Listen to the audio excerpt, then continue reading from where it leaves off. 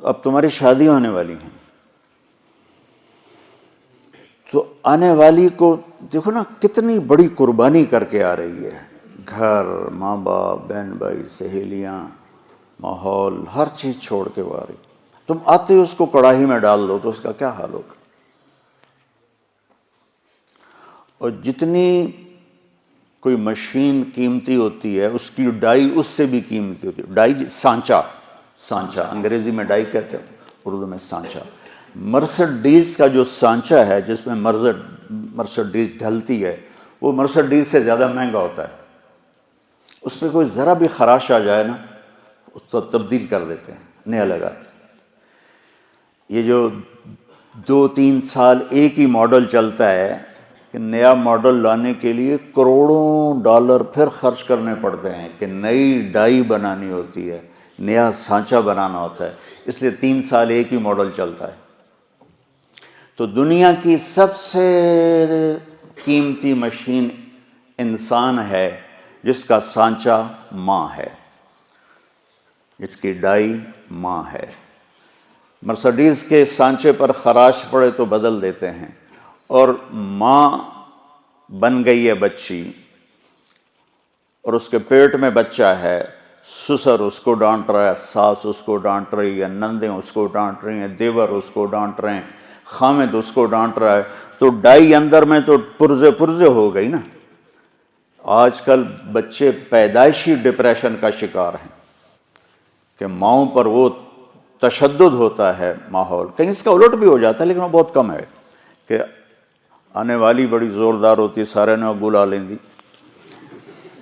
لیکن یہ بہت کم ہے. زیادہ یہی ہے کہ آنے والی ایک عذاب میں پھنس جاتی. تو اس لیے میں نے کہا بیٹا ہمارا دین ہمیں کہتا ہے کہ لڑکا بھی گھر چھوڑے، لڑکی بھی گھر چھوڑے اور اپنا الگ گھر بسائیں تاکہ 2 کے مسائل ہوں. اب جو بیچاری جاتی ہے وہ سارے گھر کی خدمت اس کے ذمہ ہو جاتی، ماں کی بھی کرے، ساس کی بھی کرے، سسر کی بھی کرے، اور خامند کی بھی کرے، خامند کی بہنوں کی بھی کرے، گھر کے برتن بھی صاف کرے، جھاڑو بھی دے، سارے کام اس کے ذمہ ہوتے. میں تمہیں پہلے بھی کئی دفعہ سنا چکا ہوں کہ اللہ تعالیٰ نے یہ ماحول کیسے آنکھوں پہ پٹی باندھ دیتا ہے. ٹھیک ہے، میری شادی ہوئی فیصل آباد، میرا گاؤں. اس وقت وہاں بجلی بھی نہیں تھی. تو میری بیوی شہر سے اور وحشت زدہ ہماری جانگلی زبان وہ سمجھتی نہیں تھی، چپ کر کے بیٹھی رہتی تھی.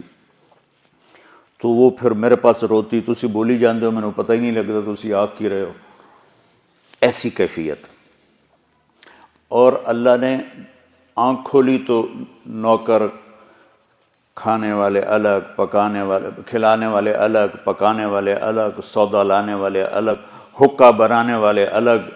حکے کا ایک مستقل نوکر ہوتا تھا جس کا کام تھا صبح حکا تیار کر کے رکھنا اور پھر عصر کے بعد دوبارہ حکا تازہ کر کے رکھنا. اس وقت حکے پر پوری مجلس لگا کرتی تھی. تو میں نے اپنی ماں کو کبھی نہیں دیکھا کہ میری ماں کو اچھا پکانا بھی نہیں آتا تھا اور روٹی گول نہیں بنا سکتی تھی چونکہ سارا کام تو نوکرانیاں کرتی تھیں.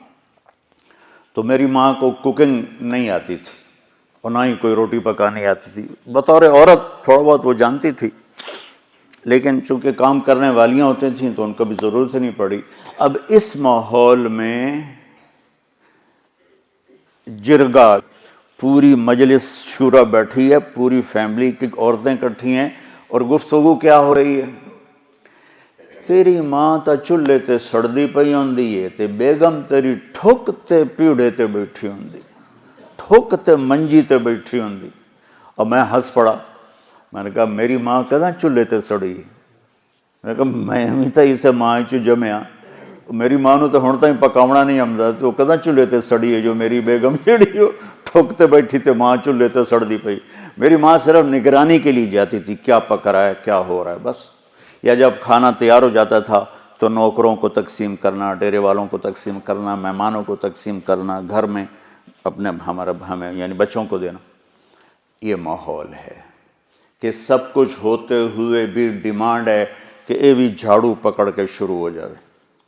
تو دیکھو بیٹا، ایک منفی مزاج ہوتا ہے، جو ممبر پہ بیٹھے تو منفی ہوگا، جو گھر میں جائے گا تو ہوگا، جس جگہ جائے گا وہ الٹا ہی ہوگا. تو میں تمہیں اس سے نکالنا چاہتا ہوں کسی طرح.